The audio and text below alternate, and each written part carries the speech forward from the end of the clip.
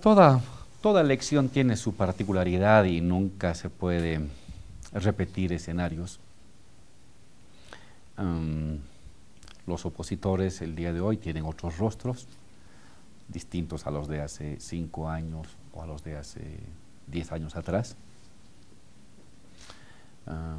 Sin embargo, hay algo en común: la ausencia de un proyecto alternativo de Estado, economía y sociedad por parte de las fuerzas opositoras, y esa es su principal debilidad. Más allá de rostros nuevos o antiguos, más allá de siglas diferentes, más allá de retóricas diferenciadas, la gran limitación de las fuerzas conservadoras es de que no han podido superar el horizonte de época prevaleciente marcado por el Estado plurinacional. No tienen un proyecto distinto de Estado, de articulación de clases populares con clases dirigentes. No tienen un proyecto distinto de economía que enfrente o que supere esta presencia del Estado como principal actor económico y distribuidor de la riqueza, y tampoco tienen una propuesta al menos abiertamente distinta de este empoderamiento de los pueblos indígenas en la construcción del Estado. Entonces, el trípode que ha armado o que ha caracterizado la última década la economía boliviana y la política boliviana no tiene hoy una contraparte, no tiene un proyecto alternativo, y en ese sentido ahí estamos parecido a hace 5 años. Habrá que ver cómo se refleja el apoyo de la gente en la votación, pero confiamos que las bases fundamentales del proyecto y de la estructura hegemónica de la plurinacionalidad van a mantenerse.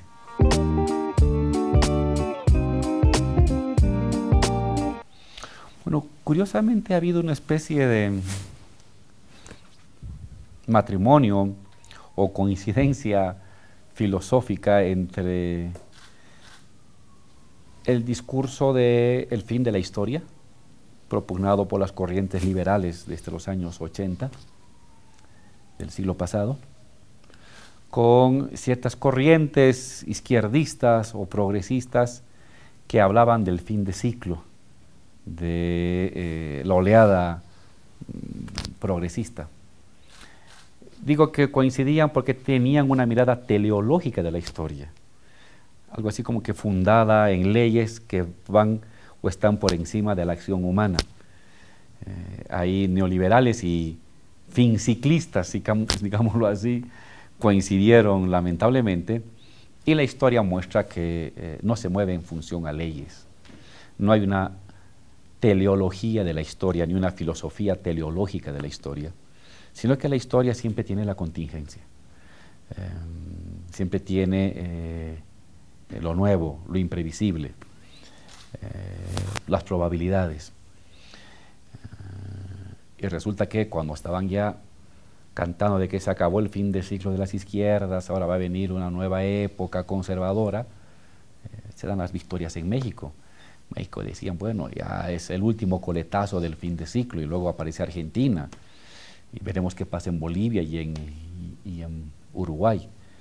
Lo que no entienden estas miradas fantasiosas de la realidad es de que los procesos históricos no se mueven por ciclos, por leyes, entre comillas, independientes de la acción humana, se mueven por oleadas.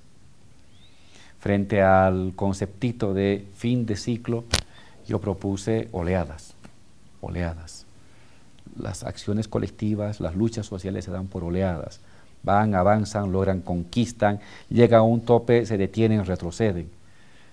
Pero luego pueden volver a nuevamente animarse a una nueva oleada y a una tercera oleada. Yo creo que estamos asistiendo, y lo vamos a comprobar al finalizar este mes de octubre, a una nueva oleada de los procesos progresistas de un mundo y una América Latina que está buscando opciones, que está buscando alternativas a la desigualdad, a la miseria y a la explotación.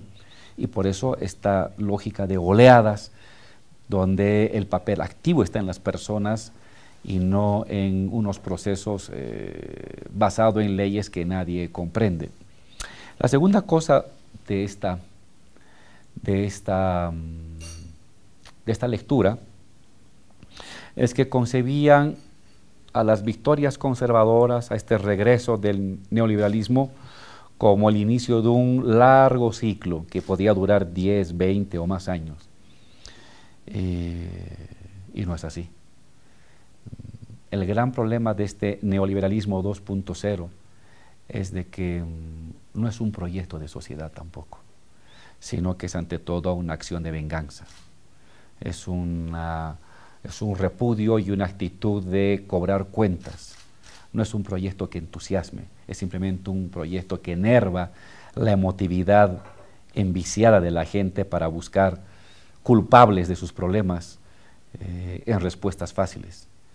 Y eso tiene pies cortos. Uno no puede construir hegemonía de largo aliento, es decir, tolerancia moral de los gobernandos sobre los gobernantes en base al odio, al resentimiento.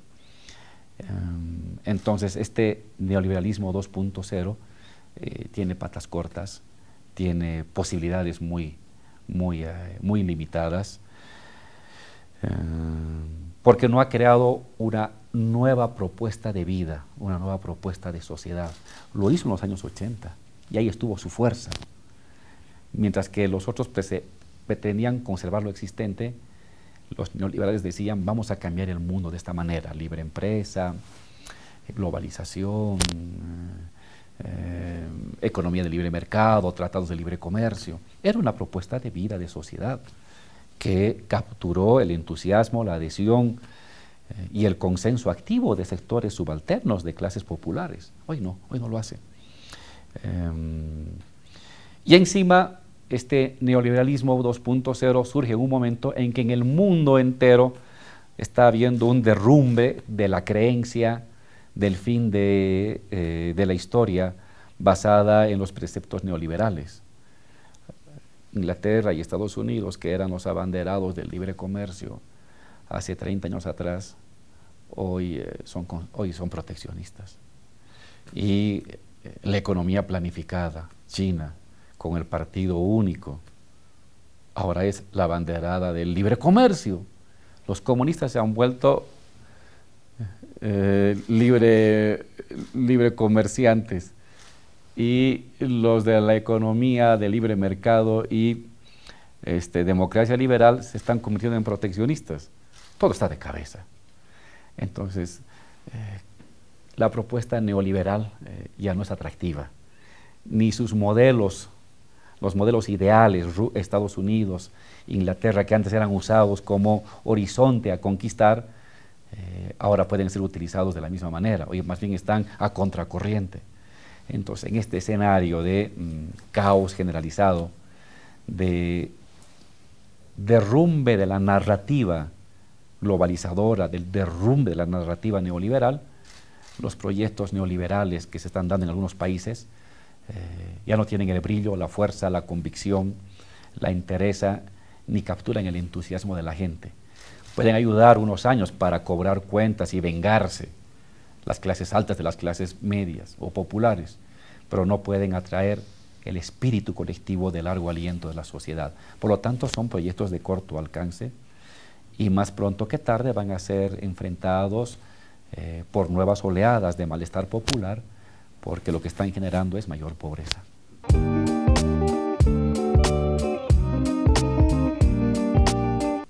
Una de las enseñanzas que ha traído Bolivia, entre varias, radica en que no construye gobernabilidad ni estabilidad social y política únicamente con fuerza parlamentaria, sino que construye gobernabilidad, estabilidad social y política con acción colectiva, con presencia en las calles, con presencia territorial de la acción colectiva en las calles. Eso es decisivo.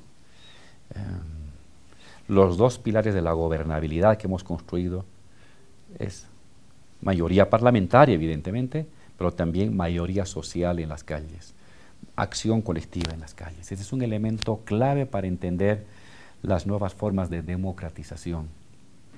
La segunda, la articulación compleja y flexible de organizaciones sociales en las estructuras de poder y de decisión. Sindicatos, gremios, confederaciones campesinas, indígenas, obreras, vecinales, forman una estructura de poder en el Estado.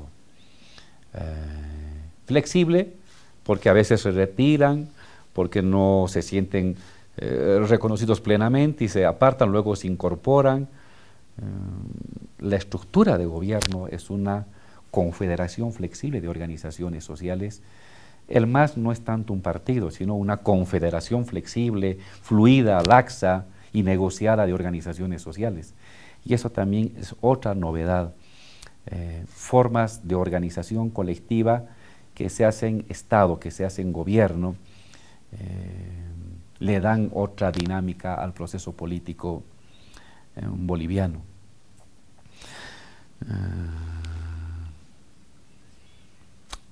Los retos. Varios retos. El hecho de que el mundo plebeyo tenga ahora acceso a cargos de poder, de decisión, en parlamentos, en ministerios, en alcaldías, en gobernaciones, del cual estaban permanentemente excluidos, ha abierto una, digamos, una apetencia sana de querer participar, de hacer como una carrera. Bueno, me vuelvo dirigente obrero y de ahí mi siguiente paso es convertirme o en concejal, o en diputado, o en viceministro, o en ministro. Es una mirada, yo no critico esa actitud. Después de 500 años de marginamiento y de encerramiento de la gestión de gobierno en pocas familias, se trata de una ampliación del derecho a ser reconocido y a tomar decisiones. Pero eso genera un problema en la organización social, porque son militantes de la organización social, sindicalistas, obreros, campesinos, indígenas, que rápidamente hacen una carrera sindical, social, y luego pasan a gestión política estatal, dejando el ámbito sindical sin cuadros políticos. Y entonces eso se está traduciendo en una gradual, lenta despolitización de las estructuras sociales del país, y eso a mediano plazo puede ser muy complicado. Se requiere una permanente repolitización de los sectores sociales. Le voy a dar un dato.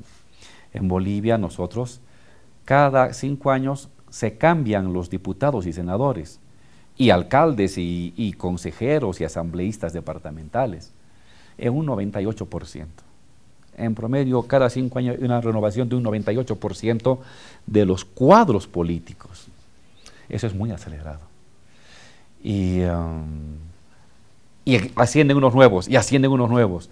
Y a nivel de direcciones intermedias, va quedando gente con menos formación, con menos trayectoria, con menos experiencia, que en parte puede ir debilitando la estructura organizativa de los sindicatos. Ese es para mí uno de los riesgos que nos exige en los siguientes 5 años apoyar los procesos de repolitización de la vida sindical, de cualificación de los cuadros dirigenciales de sindicatos, de gremios, de comunidades campesinas e indígenas. Ese sería un primer reto.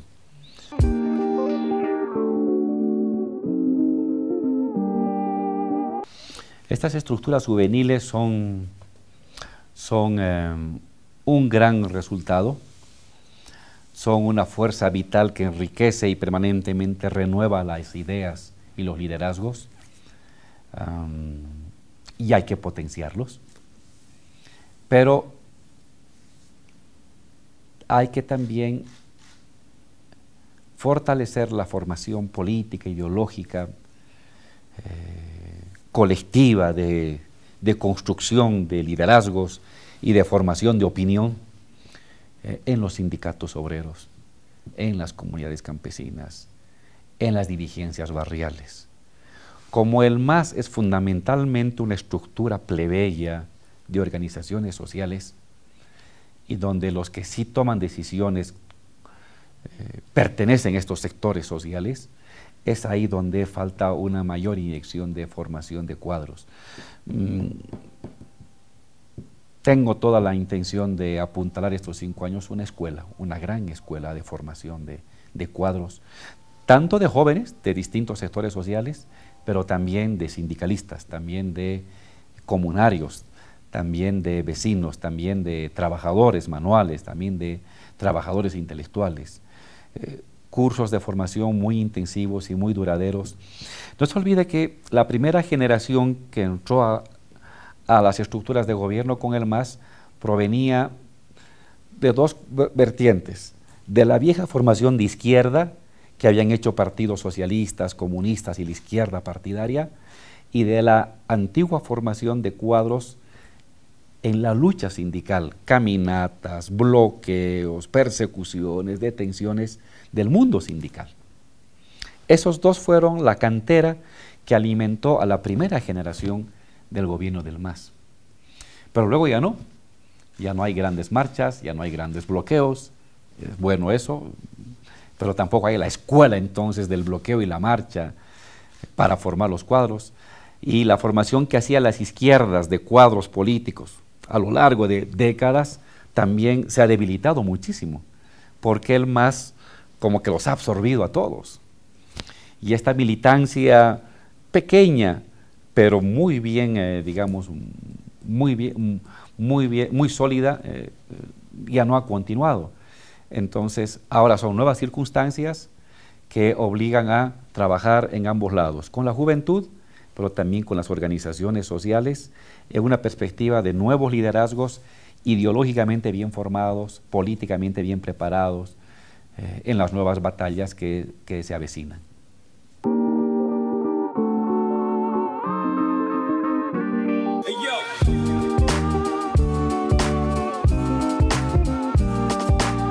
En política soy de esta idea de que los adversarios siempre van a hacer todo lo posible para debilitarte, por definición, si no, no fueran adversarios. Y aunque no los ves, lo están haciendo, tienes que suponer. Lo segundo, soy de los que cree que cuando uno lanza un objeto duro, contundente, un vaso de vidrio,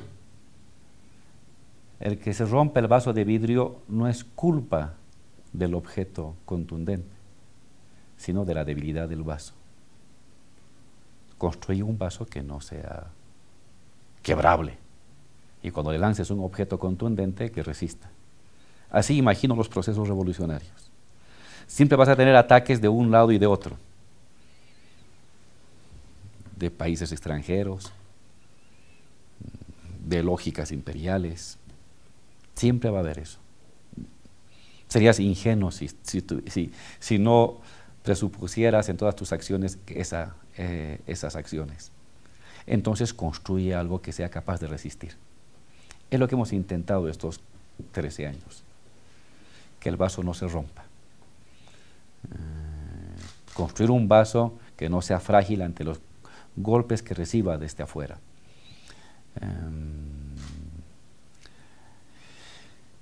Y está claro que en el último tiempo las fuerzas conservadoras y la inteligencia planetaria conservadora también han mejorado sus tácticas.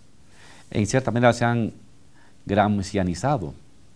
También usan la cultura, también usan el sedimento del sentido común, también buscan construir consensos, también buscan construir adhesiones duraderas.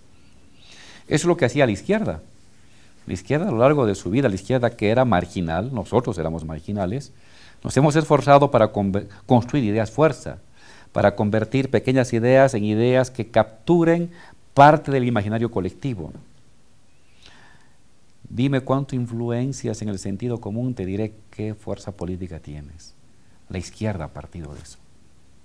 nuestros debates teóricos, nuestros cursos de formación, nuestra capacidad de analizar la situación concreta, apuntalaba a fijar ideas fuerza que puedan irradiarse, que puedan capturar el imaginario de las personas, el orden moral del mundo, el orden procedimental del mundo, el orden lógico del mundo. Y la derecha también lo sabe y lo está intentando hacer. Ha cambiado. En vez del golpe fuerte con dictaduras, sabe entender que la batalla política es ante todo la batalla por las ideas fuerza, por el sentido común dominante, por el orden lógico, moral, procedimental e instrumental de la vida cotidiana de las personas. Entonces ellos también son ahora más sofisticados y tu batalla como izquierda es ahora más complicada, pero no importa, de eso se trata. Si no tuvieras un adversario inteligente al frente, tú mismo te convertirías en una persona con limitaciones evidentes. Son las fortalezas de tu adversario, las estrategias de tu adversario, las que te obligan a tener mayor capacidad para poderlo enfrentar y derrotar. Entonces, no me sorprenden estas nuevas tácticas de los opositores. Las esperábamos, eran previsibles. Pues bien, hay que enfrentar esas tácticas de los adversarios con nuevas estrategias, con nuevas tácticas también que puedan superar la ofensiva y de retomar para el lado progresista la mirada general del mundo y del futuro. Entonces, vuelvo a decir, ciertamente son cosas novedosas las que estamos viendo ahora, pero no son algo sorprendentes. Formaban parte del mundo infinito, pero limitado de previsibles, que puede darse siempre en la lucha política.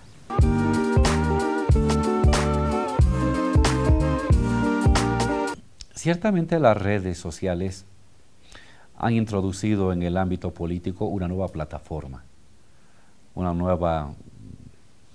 nuevo soporte técnico de la construcción de la opinión pública. Tenemos las formas cara a cara y verbalizadas de la construcción de opinión pública que se remonta a miles de años atrás. Luego vino la imprenta, hasta el periódico, luego vino la radio, luego vino la televisión y luego vino las redes. Son 5 fundamentales soportes tecnológicos de comunicación y cada cual tiene su complejidad, cada cual tiene sus características, sus virtudes, sus limitaciones y sus formas de manipular. Y eso es novedoso y hay que saberlo entender. Pero no soy de los que creen que las redes pueden inventar el mundo. No es cierto, no es cierto. Evidentemente pueden crear imaginarios, como lo hacía a su tiempo la radio, luego la televisión, pueden distorsionar realidades, como a su tiempo lo hacían los periódicos, la radio y la televisión, pueden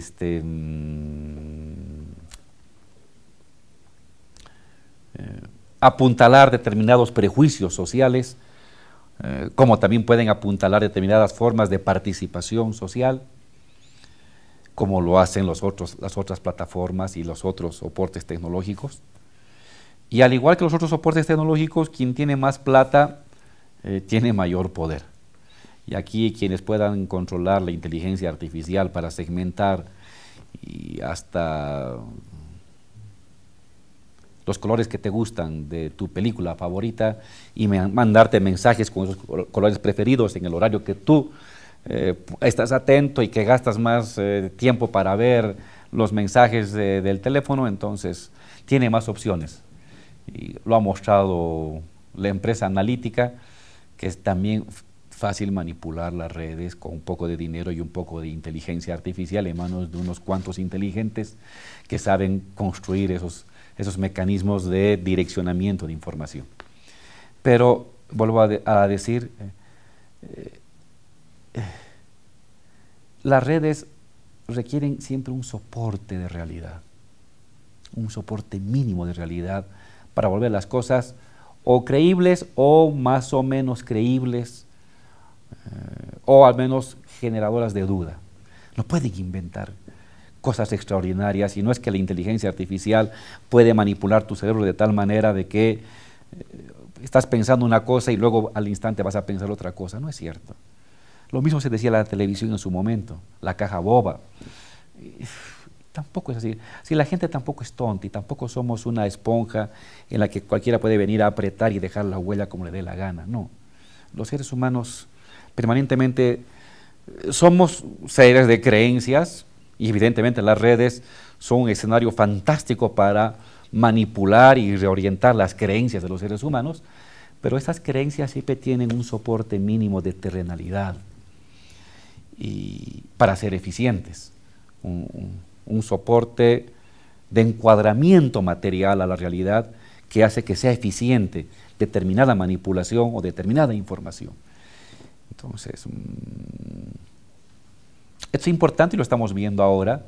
Las redes cumplen un papel de información, un gran papel para desinformar, pero tampoco pueden crear un mundo absolutamente distinto y manipulable al que el ciudadano de a pie lo vive a diario.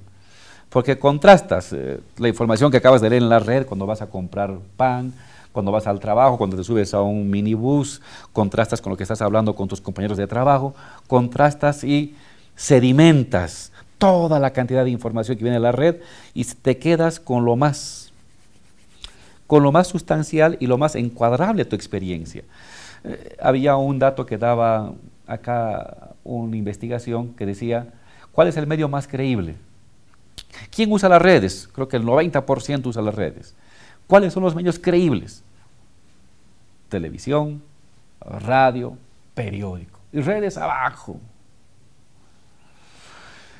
Entonces, no caigamos en la trampa de seres humanos como un manojo de huesos y de músculos con una cabeza hueca que es llenada por las redes. No es así, no es así. Los seres humanos no somos, nunca lo hemos sido, ni vamos a ser ese tipo de seres sin capacidad de discernir o de poner en duda cierto tipo de información. Por supuesto que las redes ayudan y pueden ayudar a profundizar una mentira, pueden ayudar a profundizar una verdad, pueden ayudar a distorsionar las cosas, pero no son todopoderosas y capaces de crear un mundo virtual distinto al mundo real de la gente. Son eficientes si en parte ensamblan con la realidad vívida de las personas. Si no ensamblan, no pasa nada, ¿no? Entonces, eso hemos aprendido. Para nosotros es otro soporte tecnológico, como lo fue la imprenta, como lo es la televisión, como lo es la radio. Ahora estamos ante un nuevo soporte con nuevas reglas, nuevas tecnologías, nuevas formas de construcción de voluntad colectiva, nuevas formas de información, más sofisticadas, más complicadas, más difíciles, pero parte de este sistema de soportes que la humanidad ha ido creando en los últimos 5000 años. Tienen un papel muy importante, lo hemos aprendido, estamos incursionando gradualmente en él. A las manipulaciones de la inteligencia artificial hecha por algún gobierno extranjero o por alguna empresa o algún partido que tiene demasiado dinero, hay que contrarrestar con formas de también de uso de inteligencia artificial para contraponer información más verídica o más contrastable. Hay que dar otra batalla. Sí, es un nuevo mundo que se ha abierto con las redes, pero es un nuevo mundo cuyas reglas de juego y cuyas tácticas de asedio, de enfrentamiento, no siguen siendo muy diferentes a las que Sun Tzu imaginó hace 3500 años atrás.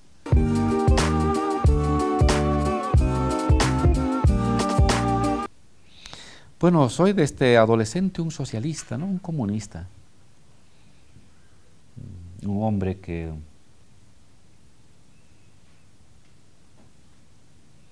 entiende que vale la pena vivir aportando a transformar las condiciones de vida de las personas en función de mayor igualdad, de mayor justicia y de mayor libertad. Y todo lo demás es elementos, herramientas temporales, contingentes a labor que define al comunista, al socialista.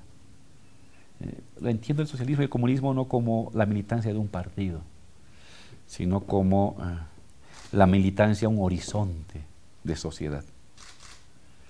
Y en el caso boliviano, no puedes ser socialista, no puedes ser comunista si a la vez no entiendes tu realidad de la que partes, tu realidad de injusticias y de aportes y de luchas. El movimiento obrero, el movimiento indígena, el indianismo. Yo decía, no puedes ser comunista en Bolivia si no eres indianista a la vez. Es un tema de cualidad de la lucha que te impone como posibilidad.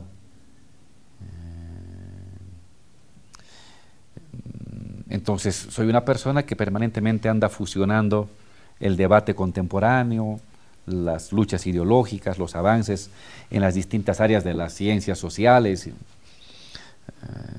Me gusta absorber ese conocimiento, pero está claro que a la vez también no puedo entender, no puedo volver útil ese conocimiento como un mero ejercicio de reflexión lógica de palabras y de ideas. Me parece muy simple ese ejercicio. Puedo entender solamente este ejercicio de ideas, de conceptos, de autores, para entender y para enriquecer lo que pasa en Bolivia, lo que pasa en el continente, lo que pasa en el mundo, y lo que pasa en Bolivia, indígenas, no indígenas, obreros, pobreza, miseria, élites, intervenciones, colonialismo. Entonces siempre he ido fusionando esas ideas, esta articulación entre ideas de otras experiencias del mundo con ideas que nacen de nuestra propia experiencia. Y creo que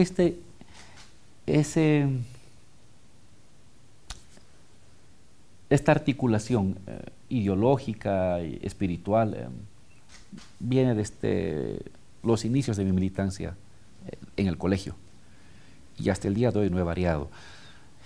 En algunos momentos hay ciertos autores que influyen más en mí, ciertas acciones políticas que las veo más relevantes. Pasa el tiempo, otros autores me llaman más la atención y me sorprenden. Otro tipo de acciones políticas son las que más me entusiasman, pero hay un hilo rojo conductor que es esta militancia socialista, comunista, indianista, y creo que en eso no he variado y creo que eso me va a llevar va a mantenerse hasta el día de la muerte, ¿sí? Y ya luego no sabremos qué vendrá, qué dirá el universo.